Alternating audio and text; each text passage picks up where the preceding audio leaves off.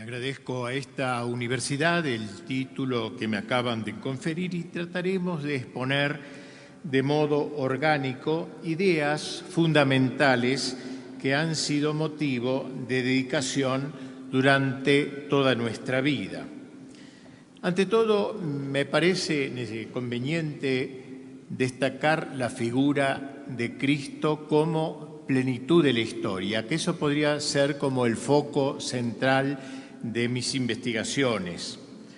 Toda la historia camina hacia Cristo, tanto la del pueblo judío como la de los pueblos gentiles. El Antiguo Testamento, ante todo, cobra su sentido plenario cuando se lo considera como preparando su venida. Adán lo preludió como primer padre del género humano, Abel como hijo inmolado y asesinado por su hermano. Melquisedec se le adelantó como sacerdote del Altísimo. Moisés como el legislador de la primera alianza. David lo figuró como rey guerrero y Salomón como rey pacífico. Todos esos personajes no fueron sino bocetos, adelantos de Cristo, de la figura esplendorosa de Cristo. No nos es lícito, pues, leer el Antiguo Testamento con ojos judíos que se quedan en los bosquejos, sino con ojos cristianos que van viendo en la historia un preludio de la realidad con mayúscula final, ya que cada uno de esos personajes, como dijimos, son bocetos de Cristo, nuevo Adán, nuevo hijo sacrificado por sus hermanos, nuevo legislador, nuevo sumo sacerdote, nuevo rey guerrero, nuevo rey pacífico. Cristo, como hace el sacerdote que se dirige a celebrar la Santa Misa, cerrando la procesión de entrada, cosecha todo el Antiguo Testamento y le da su sentido final. Cuando Él llegó, bien pudo decir, ego sum, yo soy aquel anunciado por mis predecesores, tipos y figuras de mi ser y de mi obrar. Pero no solo los personajes, hechos e instituciones del pueblo elegido trabajaron para Cristo, también trabajó para Él el mundo de los gentiles. Sócrates, Platón, Aristóteles, toda la filosofía griega, en última instancia, pensó para Cristo. Alejandría balbuceó su logos, su verbo, para que San Juan lo pudiera recoger en el prólogo de su Evangelio. También se puso al servicio del Señor el gran imperio romano, ofreciéndole su majestad, su derecho, su organización, su paz augusta y hasta sus propios caminos por los que transitarían los apóstoles de Cristo para anunciar su buena nueva. A la luz de esta visión panorámica, no deja de resultar conmovedora aquella expresión de San Pablo para referirse al sublime momento de la Encarnación, cuando llegó la plenitud de los tiempos. El Verbo encarnado aparece como el supremo heredero del largo esfuerzo de los siglos que tanto colaboraron en esta parturición divino-humana. Pasemos a un segundo aspecto de estas consideraciones y que tiene que ver con el foro de este año, particularmente la realeza de Cristo en la teología de la historia. Ya se ha aludido aquí, era imposible hacerlo, en un curso dedicado a Cristo Rey, a aquel diálogo mantenido entre Pilatos y el Señor. ¿Tú eres rey?, le preguntaría Pilatos al Señor, y la respuesta de él es categórica: tú lo has dicho, yo soy rey, para esto nací para esto vine al mundo. Destaquemos bien estas palabras, las más importantes, yo creo, para esto nací. Es decir, que no es algo adventicio la realeza de Cristo o el fruto de una persona devota o una aparición, una iluminación privada. Es el fin de la encarnación del Verbo, el fin de la historia, ser rey. Para esto vine al mundo, no para otra cosa. El fin de la encarnación es ejercer su señorío sobre la humanidad, para salvarla, para santificarla, para eso, y no para otra cosa. No para ser un dirigente social o político ha venido, para ser rey. Para eso ha nacido. El universo entero gravita hacia Cristo como hacia su término. No resulta, pues, extraño advertir cómo los profetas, ya en el Antiguo Testamento, cuando se refirieron al futuro Mesías, no vacilaron en llamarlo rey, calificarlo de rey. Un niño nos ha nacido, dijo Isaías. El imperio ha sido asentado sobre sus hombros. Y Daniel, yo miraba en las visiones de la noche, él avanzó hasta el anciano, hasta Dios Padre diríamos, ¿no? Y éste le dio el poder, la gloria y el imperio, y todos los pueblos, naciones y lenguas lo sirvieron. Su reino no tendrá fin. Nada pues de extraño que cuando el ángel anunciara su venida a la Santísima Virgen, no vaciló en decirle que el Señor le daría el trono de David su padre, que reinaría en la casa de Jacob para siempre y su reino no tendría fin. De ahí la gallarda afirmación de Santo Tomás: Cristo tiene alma de rey. Cabe preguntarse cuál es el ámbito de su realeza. Él mismo nos lo dejó explicitado. Mi reino, dijo, está dentro de vosotros. Tal es el primer recinto de su realeza, los corazones de cada individuo, de los individuos. Su propósito es erigir en cada uno de ellos un trono desde donde poder ejercer su señorío. Él quiere que nuestra memoria, nuestro entendimiento, nuestra voluntad, nuestros afectos, nuestra alma y nuestro cuerpo se pongan a su servicio. Pero ello no es todo. Quienes a dicho espacio, el individual, pretenden limitar su soberanía son los llamados católicos liberales, los católicos de sacristía, que no piensan en un Cristo social, sino en un Cristo meramente individual, porque el Señor se ha propuesto también reinar sobre las sociedades que constituyen los hombres, y tal sería el segundo gran recinto de su realeza. Y por eso decía el Papa Pío XI en su encíclica Quas Primas: erraría gravemente el que quiera arrebatar a Cristo hombre el poder sobre todas las cosas temporales. A lo que el Papa agregaba: no hay diferencia entre los individuos y el consorcio civil, porque los individuos unidos en sociedad no por eso están menos bajo la voluntad de Cristo, que lo están cada uno de ellos separadamente. Por lo que el Santo Padre concluía: no rehuyan pues los jefes de las naciones el prestar público testimonio de reverencia al imperio de Cristo juntamente con sus pueblos, si quieren, con la integridad de su poder, el incremento y el progreso de la patria. Su señorío se extiende, pues, al entero orden temporal.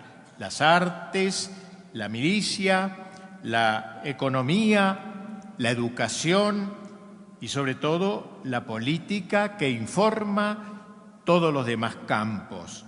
No otra cosa es lo que el gran cardenal Pío, aquel cardenal de fines del siglo XIX, llamaba la política del Padre Nuestro, una linda expresión, la política del Padre Nuestro.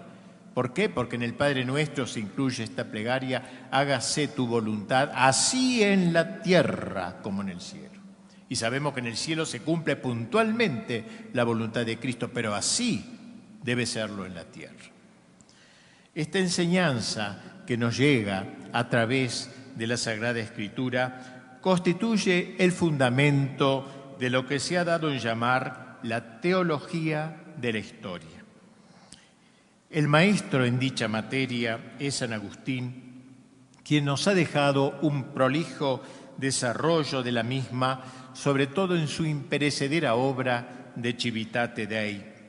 Es sabido que muchos siglos después, en el siglo XIX, a fines de ese siglo, el Papa León XIII recomendó el estudio de Santo Tomás, bastante olvidado por aquel entonces, como maestro fundamental de la teología dogmática.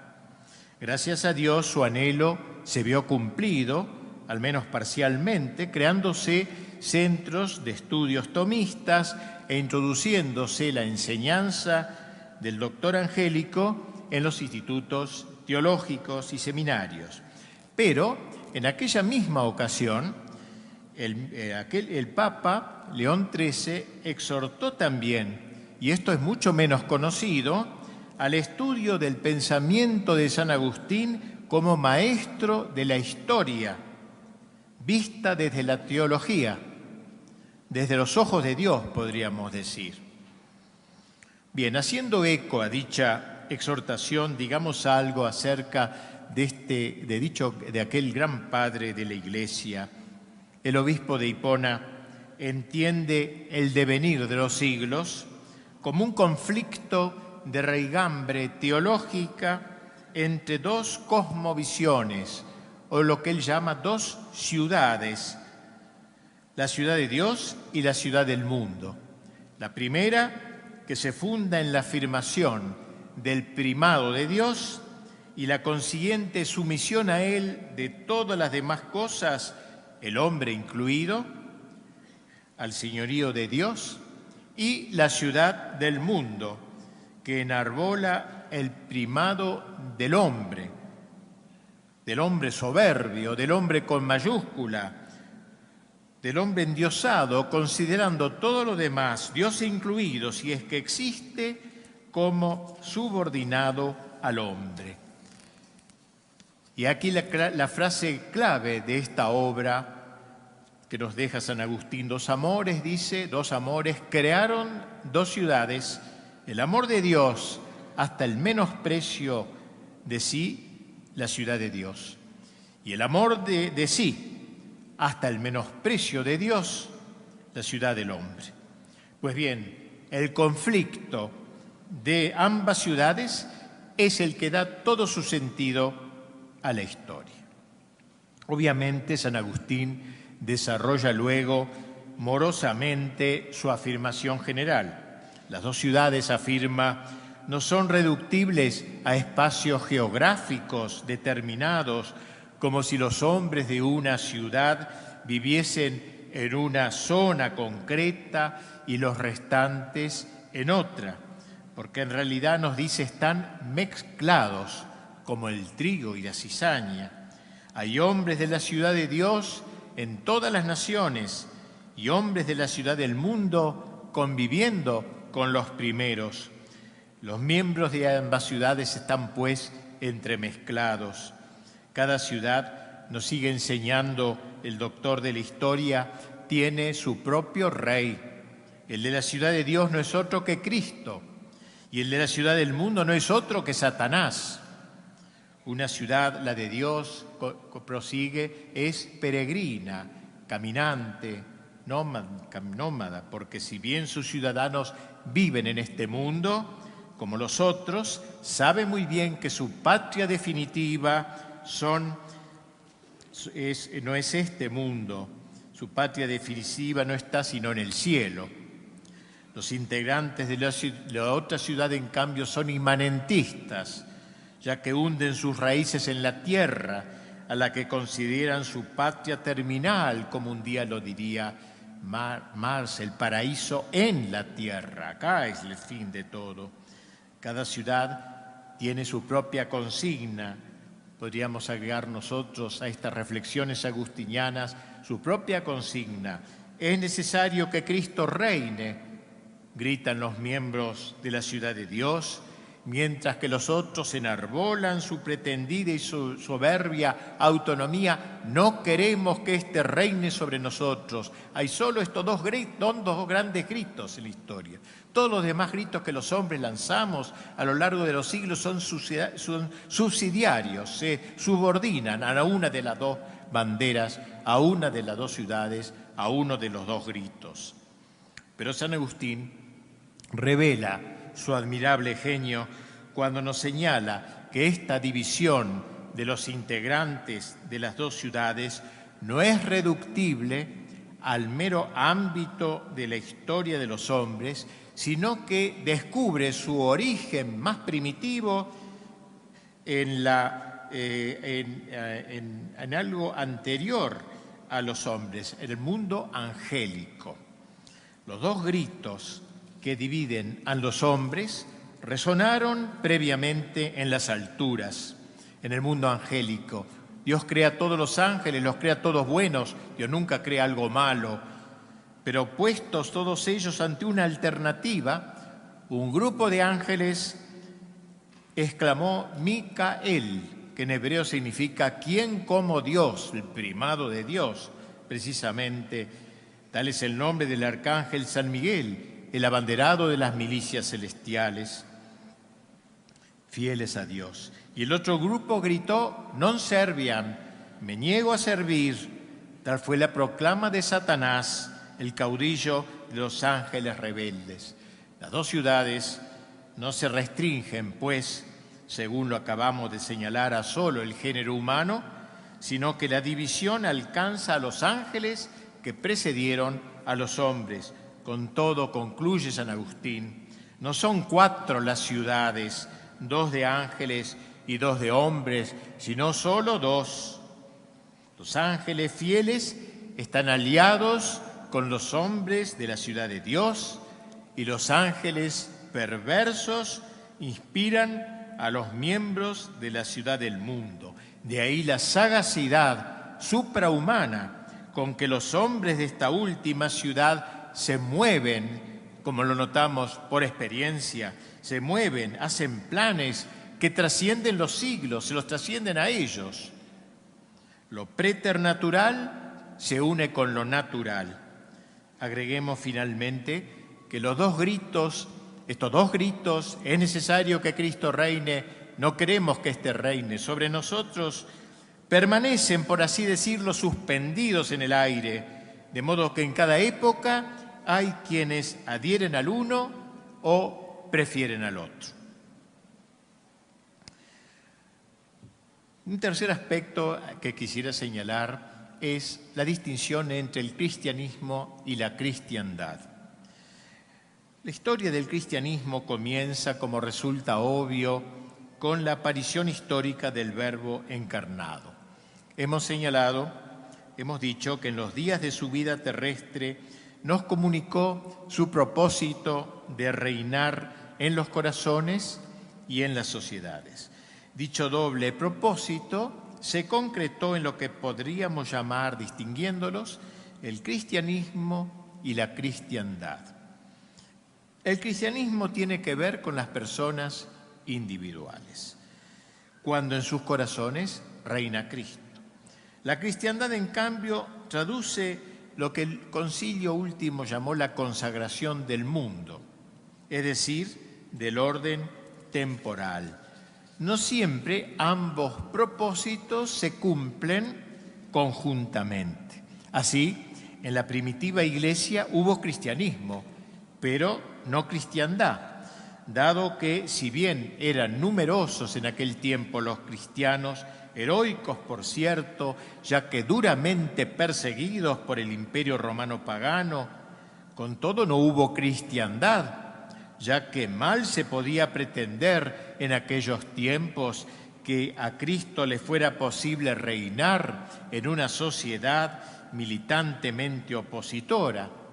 A pesar de ello, los cristianos no se creyeron autorizados a renunciar a dicho segundo propósito. Sobre todo hombres como San Agustín la soñaron y hasta la programaron en cierta manera, aunque de manera, digamos así, incoativa, aún sabiendo que en aquellos momentos no era prácticamente realizable. Su libro De Civitate Dei ofrece un bosquejo inicial, un proyecto de aquella cristiandad sobre sus huellas, luego de la invasión de los bárbaros y su ulterior conversión al catolicismo, se fue preparando la cristiandad ya más de cerca. Obviamente no tenemos tiempo ni ese lugar de exponer los jalones que hubieron de transitarse para lograr que se implantara la cristiandad, el paso de los individuos a las sociedades, el paso de la realeza de Cristo individual a la realeza de Cristo social. Ya Carlomagno era lector empedernido del libro de oro de la cristiandad, de Civitate Dei, y comenzó a gestarla, si bien incoándola todavía desde lejos. El proyecto salvífico, querido por Cristo, quedó consolidado en la llamada Edad Media, que duró unos 3 siglos, entre mediados del siglo XI hasta mediados del siglo XIV. Esa época ha sido vilipendiada, y todos los que estamos aquí presentes lo sabemos por la enseñanza, por los medios de comunicación, por la llamada opinión pública, ha sido, vilipendiada por la inteligencia dominante. El nombre mismo de Edad Media no deja de ser ridículo, absurdo. Todas las edades son medias entre la anterior y la posterior.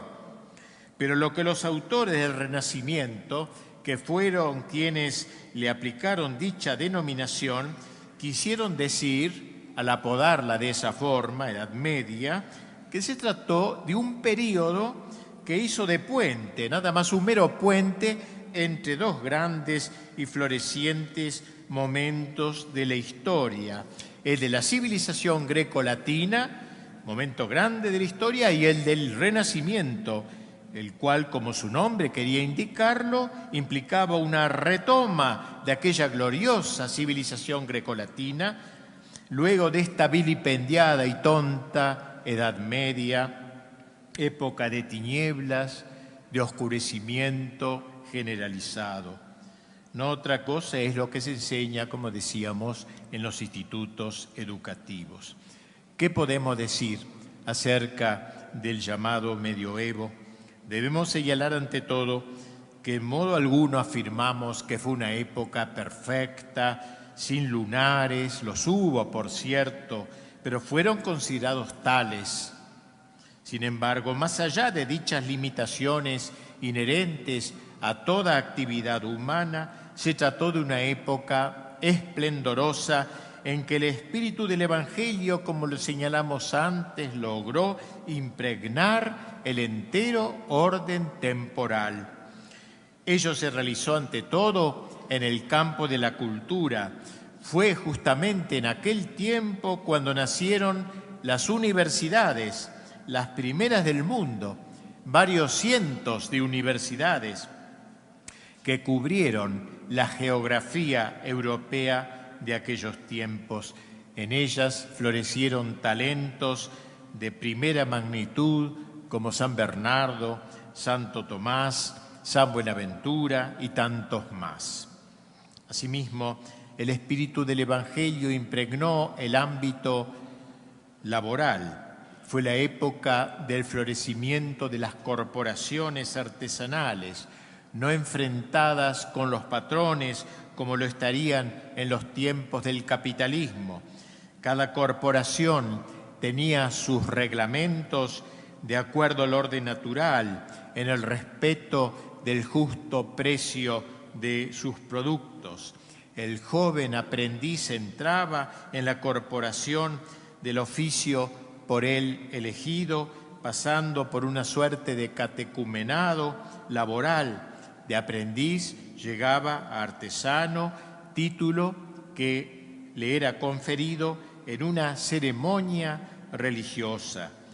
Cada corporación, por lo demás, tenía su santo protector, por lo general algún santo que hubiera ejercitado el mismo oficio que sus integrantes.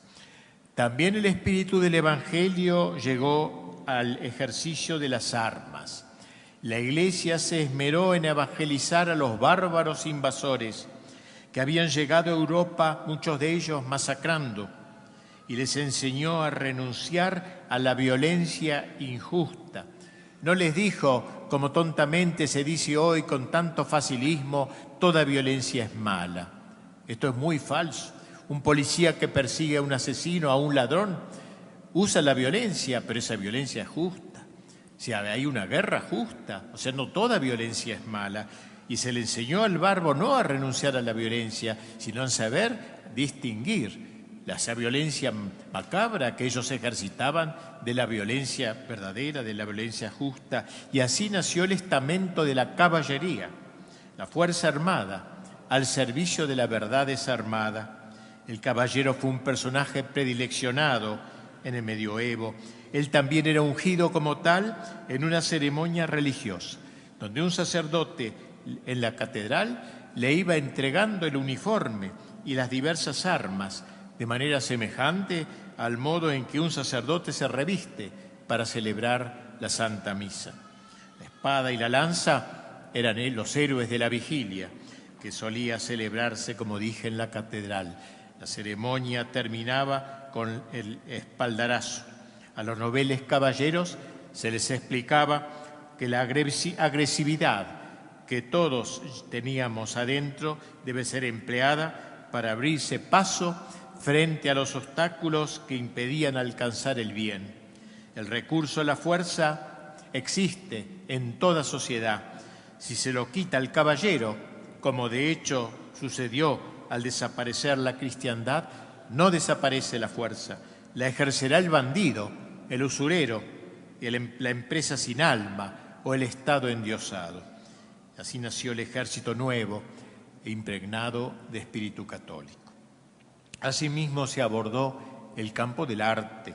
No era posible que quedase olvidado en una época que ponía su gozo en adherirse a la verdad natural y sobrenatural, tan íntimamente unida con la belleza, que no es otra cosa que el esplendor de la verdad.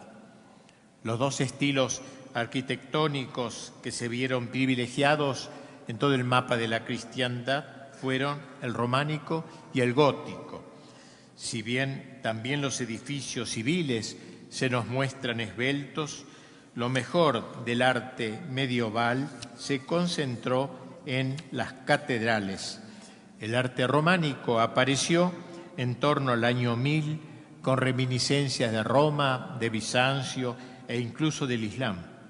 Sus iglesias modestas, inspiradas, pero robustas, inspiradas en la basílica romana, simbolizaban admirablemente la solidez en la fe, en la doctrina católica, sin lajas, sin grietas.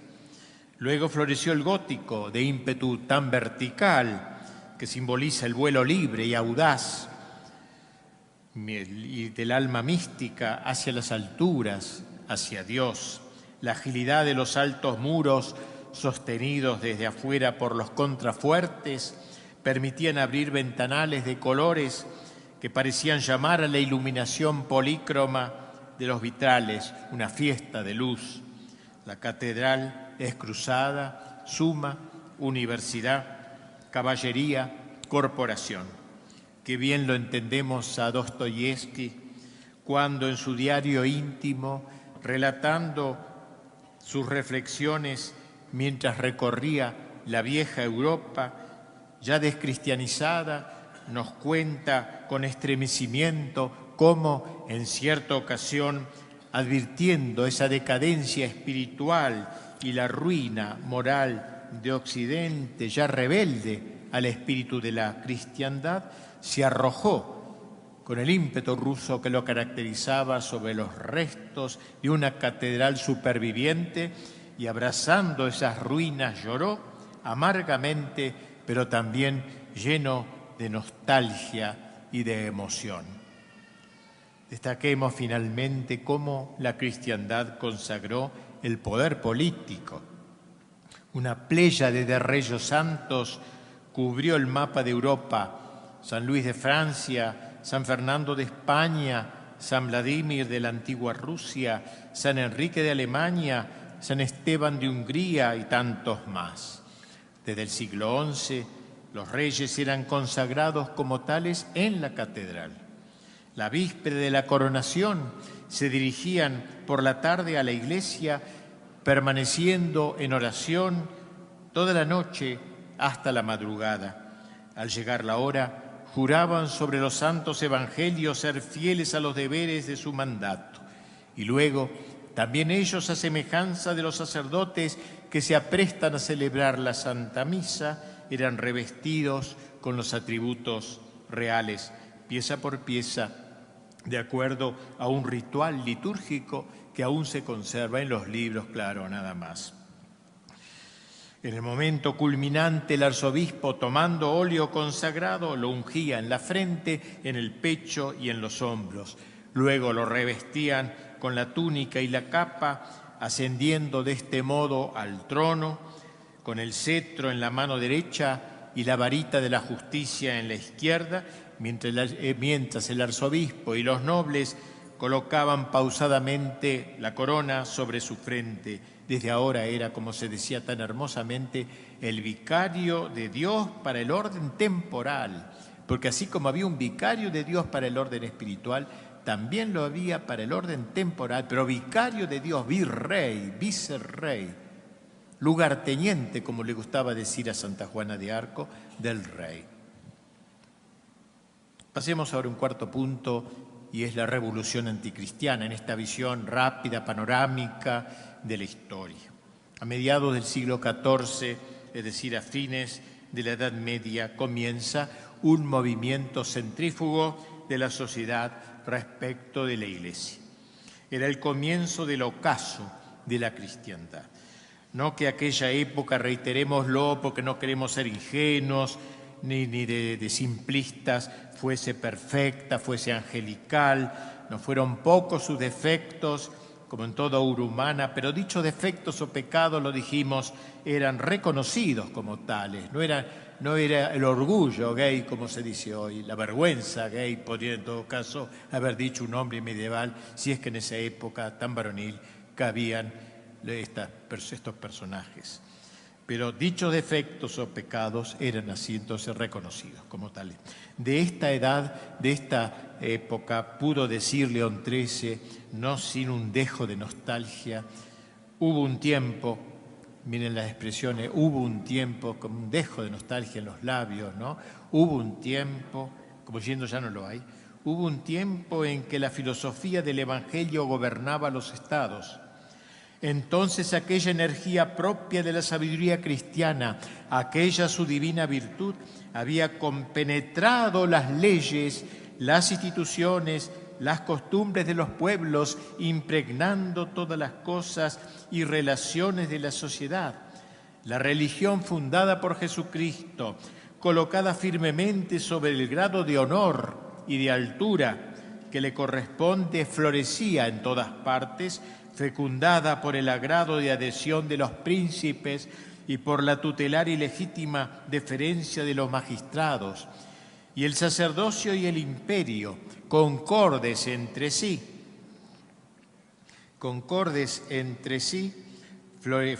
hacían florecer la sociedad.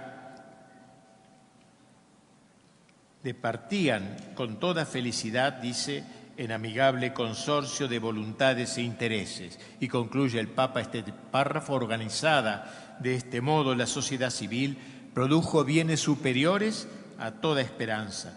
Y miren cómo sigue: todavía subsiste la memoria de ellos y quedará consignada en un sinnúmero de monumentos históricos ilustres e indelebles que ninguna corruptora habilidad de los adversarios podrá nunca desvirtuar ni oscurecer. La encíclica Immortale Dei. O sea, no nos quedan más que monumentos, estas ruinas que admiró Dostoyevski. Evidentemente ya no estamos en aquellos tiempos.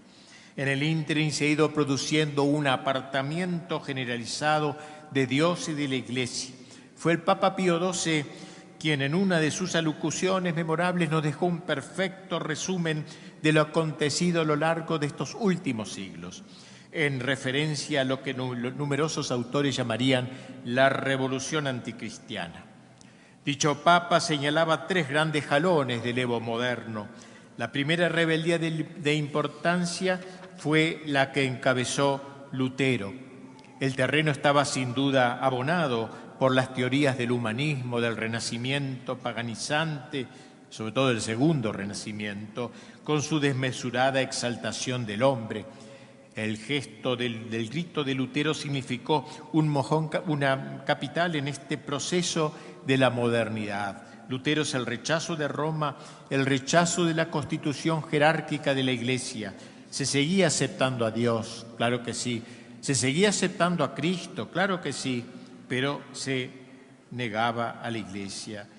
Se aceptaba a Cristo como verbo encarnado que era, pero se tomaba distancia de la esposa de Cristo, su amada Iglesia. El segundo hito en este proceso de apartamiento lo marca la Revolución Francesa y la cosmovisión por ella sustentada. Los hombres de esta época, más allá de la sangre inocente derramada a raudales, un auténtico genocidio, dieron un paso más renegando del cristianismo, la religión revelada, y fabricándose una nueva religión incluible en los marcos de la pura razón. Por eso gustaron ser llamados racionalistas, con la consiguiente evacuación de todos los misterios de la fe, los cuales de hecho trascienden las fronteras de nuestra capacidad racional. No pusieron en cuestión la existencia de Dios, por cierto, pero negaron a la Iglesia y negaron a Cristo como verbo encarnado, aceptándolo a lo más como una gran personalidad. Y aun aquel Dios cuya existencia toleraron ya no era el Dios uno y trino, sino un Dios remoto y vaporoso, el supremo arquitecto, idea inspirada en el espíritu de la masonería, que fue la gestora principal, esto está probado, de aquella revolución. En fin, tratóse de una exaltación desmesurada de la naturaleza, con la consiguiente exclusión del entero orden sobrenatural. Vino luego la tercera etapa, una de las más trágicas de la historia, más sangrienta quizás, la etapa del marxismo en el poder. El marxismo que es vástago de la Revolución Francesa, como se encargaron de señalarlo sus propios iniciadores. El comunismo es primariamente un fenómeno teológico o antiteológico. Con su antiteísmo militante no se contentaría con negar a la Iglesia como lo hizo el protestantismo, ni a la Iglesia y a Cristo como el deísmo racionalista, sino que pretenderá oponerse al mismo Dios. Era el último paso por dar. La forma que asumió fue la de una religión invertida, la religión de la antiteología, algo realmente demoníaco, considerando a la religión revelada por Dios como el opio del pueblo. Propúsose así erradicar la presencia misma de Dios de la sociedad. Y si le fuera posible, desarraigar hasta su recuerdo, sobre todo en el corazón de los jóvenes, a los que se propuso educar en el más desnudo materialismo. 3 pasos, por consiguiente: negación de la Iglesia el primero, negación de Cristo y de la Iglesia el segundo, negación de Dios, de Cristo y de la Iglesia el tercero. 3 pasos que no hacen sino concretar y de manera progresiva, llevando a su plenitud aquel grito impío: no queremos que éste reine sobre nosotros. Un pensador de mediados del siglo XX, Antonio Gramsci, que se contó entre los fundadores del Partido Comunista Italiano, concuerda con numerosos pensadores católicos al afirmar esta secuencia desde su punto de vista marxista.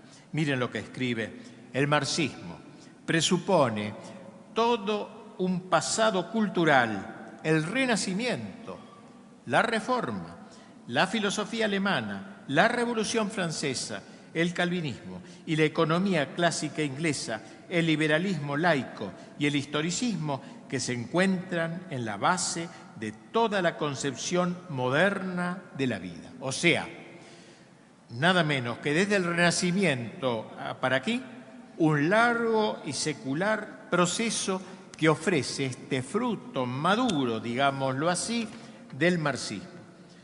Hubiéramos podido tratar aquí o decir aquí alguna palabra del nuevo orden mundial, al menos tal como lo presenta Francis Fukuyama, que fue asesor político de Bush padre, para dotar de un apéndice a este proceso, pero el tiempo no nos lo permite y ya lo hemos hecho abundantemente en otro lugar.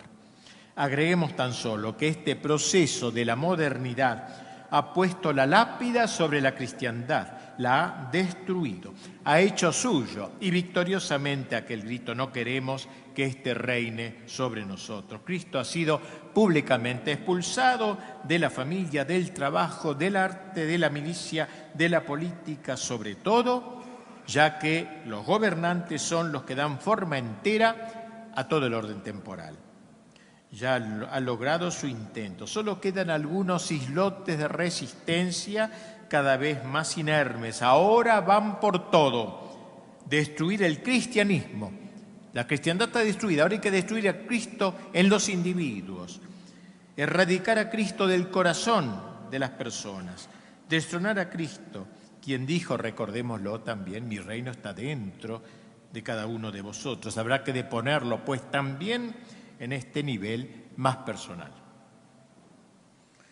Y con esto paso a otro tema, muy brevemente, ya vamos terminando, del hombre moderno, que yo he tratado también en una publicación mía. No deja de resultar interesante considerar cómo ha quedado este hombre de la gran revolución anticristiana, este hombre que ha sido enajenado de la Iglesia, de Cristo y de Dios, de este hombre moderno que bajó como aquel de la parábola de Jerusalén a Jericó, que descendió del orden sobrenatural al orden natural, divorciado de aquel, y allí fue despojado de todas sus riquezas hasta quedar tirado en los caminos de la historia. El hombre tirado, el hombre moderno. Decíamos en nuestro pequeño libro El hombre moderno que el calificativo moderno no era prevalentemente cronológico, sino axiológico, es decir, indica una valoración, valorativo. Entendemos por hombre moderno el hombre tal cual ha quedado después de esta larga revolución anticristiana que lo ha despojado de Dios, como dijimos, de Cristo y de la Iglesia, el hombre que es el resultado de la civilización creada sobre los escombros de la antigua civilización impregnada por el cristianismo. Trataremos de darle muy breve forma a este diagnóstico señalando algunas de sus características. La primera es el relativismo sobre el que tanto ha insistido el Papa Benedicto XVI. Esta doctrina se basa en una interpretación peculiar del concepto de verdad, cuya norma ya no sería el objeto acerca del cual se emite un juicio, sino otros elementos como la psicología del sujeto, lo que afirma la opinión pública, etc. En su encíclica Fides et Ratio decía Juan Pablo II que eran muchos, que para muchos de nuestros contemporáneos, miren qué frase dura de este Papa, para muchos de nuestros contemporáneos el tiempo de las certezas ha pasado irremediablemente. Por lo que la verdad, dice, se ha vuelto relativa. Ya no es más verdad, es mera opinión. Cada cual tiene su propia verdad. El relativismo no es, por cierto, un error de fresca data, ya que en él han confluido diversas corrientes del pensamiento como el pragmatismo, el historicismo, el democratismo liberal. Tras la renuncia a una tabla objetiva de valores, el relativista anuncia la supervivencia de una sola verdad absoluta. Una sola queda, la única cual es que todo es relativo. La segunda característica del hombre en nuestro tiempo es el naturalismo. Esta corriente ideológica se basa en la idea de que la naturaleza se basta por sí sola, en plena emancipación de toda instancia o ayuda sobrenatural. En el fondo no es sino una expresión del vértigo que producen las alturas a la que Dios nos convoca. Es exactamente lo opuesto al cristianismo. Porque ¿qué es el cristianismo? Un doble movimiento de descenso y de ascenso. Dios desciende, se hace hombre, llega hasta nosotros para que el hombre, tomado por la mano de Dios, se eleve, endiosándose por la gracia. Desciende hasta nosotros para que nosotros ascendamos hacia Él. Pues bien, el naturalismo frena al hombre en su impulso ascensional. El hombre se enclaustra en lo natural y allí se abroquela, se niega a trascenderse. Trágica actitud, porque de hecho no le es posible limitarse a lo natural y allí establecerse. Esta forma de pensar ha llevado a que el hombre se considere como el centro absoluto del cosmos, seguro de estar ocupando el lugar de Dios y olvidando de que no es el hombre el que hizo a Dios, sino que es Dios quien hizo al hombre. El olvido de Dios condujo al abandono del hombre. No en vano decía el genial San Agustín: cuando caes de Dios, caes de ti mismo. No existe el hombre químicamente puro que inventó la Revolución Francesa, el hombre del naturalismo. Adeo lapsus et aste laberis. Cuando caes de Dios, caes de ti mismo. Estamos hechos para trascendernos, o nos trascendemos para arriba por la gracia, endiosándonos, o nos trascendemos, trascendemos, podríamos decir, para abajo por el pecado, animalizándonos, o endiosados o animalizados. No existe el hombre químicamente puro. Una de las expresiones más importantes del naturalismo es el racionalismo, que clausura la inteligencia del hombre frente a toda verdad que lo trasciende, renunciando así a la revelación que viene de lo alto. Otra característica del hombre moderno es el inmanentismo, la actitud del hombre que piensa que esta tierra es su patria definitiva, inmanentismo, permanecer en, instalarnos en el mundo, echar raíces en el mundo, en la negación de toda trascendencia que no existe, como un topo encerrado en la cueva de la inmanencia, como esos animalitos encerrados en la cueva que nunca han sacado su cabecita de la cueva, inhabilitados como están para conocer el cielo azul e inmensos, grandes panoramas, todos horizontes esta tierra. Señalemos finalmente una última, entre otras características del hombre moderno, su pérdida del sentido de la existencia, porque dicho hombre no encuentra sentido a su propia vida. Ya no se pregunta para qué vive, ni hacia dónde se dirige. En la lápida de muchos de los hombres de nuestro tiempo se podría escribir: el que aquí yace no sabe de dónde vino ni a dónde fue. Caminó durante largos años en la oscuridad de la noche metafísica. Probablemente sea Viktor Frankl quien mejor haya analizado este síntoma, esta enfermedad, estableciendo un claro diagnóstico del hombre de nuestro tiempo, al cual reclinó sobre el diván del psicólogo lo que llamó el complejo de frustración, un vacío, dice, existencial. Ello acaece, incluso agrega, en sociedades opulentas, quizás aún más que en las subdesarrolladas, y está en el origen del alcoholismo, la drogadicción, la violencia, los homicidios y los suicidios. ¿Qué hacer, pues? Para terminar, ¿qué hacer? Esta es la época en que nos ha tocado vivir. ¿Qué podemos hacer? Ir a la reconquista de los espacios perdidos, a la reconquista del cristianismo y de la cristiandad. Amar al hombre moderno, pero no para mimarlo o confirmarlo en su actual situación, que es odiarlo, sino para que salga de ella y se salve. Dijimos que era como aquel de la parábola, el hombre tirado en el camino de la historia. Hagamos como el buen samaritano, Miremos al hombre de nuestro tiempo. Lo vemos maltrecho, desnudo, vulnerado y gloriándose de ser el hombre moderno, el hombre de la posmodernidad. Está enfermo. Lo peor, decía San Agustín, para un enfermo es no considerarse tal. Y así está el hombre de hoy.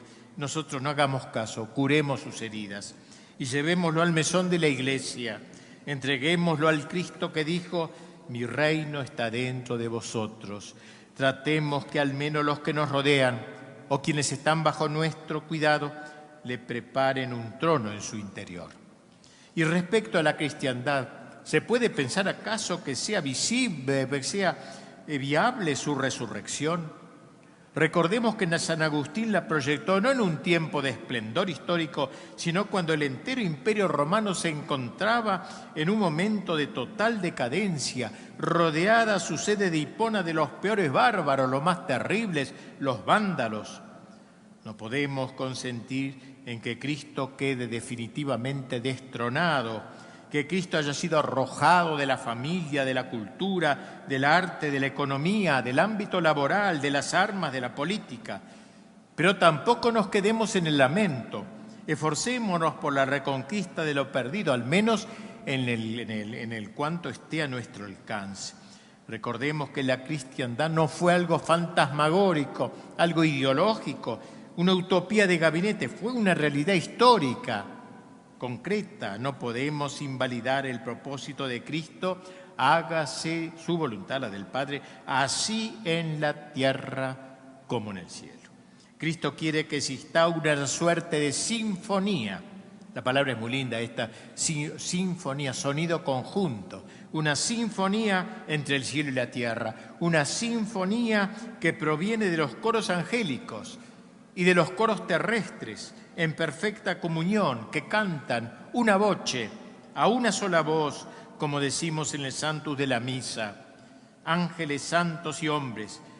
Hay quienes piensan que hay que renunciar ya para siempre a la construcción de la cristiandad o que hay que hacer una nueva cristiandad, como proponía Maritain, una cristiandad sustancialmente diversa de aquella, no unida en un solo Rey Cristo, sino basada en la mera fraternidad natural.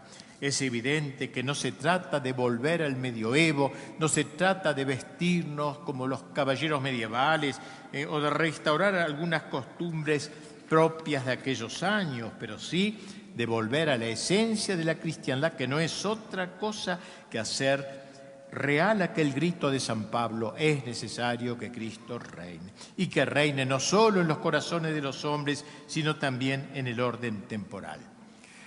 No sabemos si aún nos queda mucho tiempo de historia, si no estamos ya en sus postrimerías, en las cercanías de la época del Anticristo, preludio trágico, por cierto, de la victoria final del Señor de la historia, lo penúltimo trágico, pero lo último glorioso.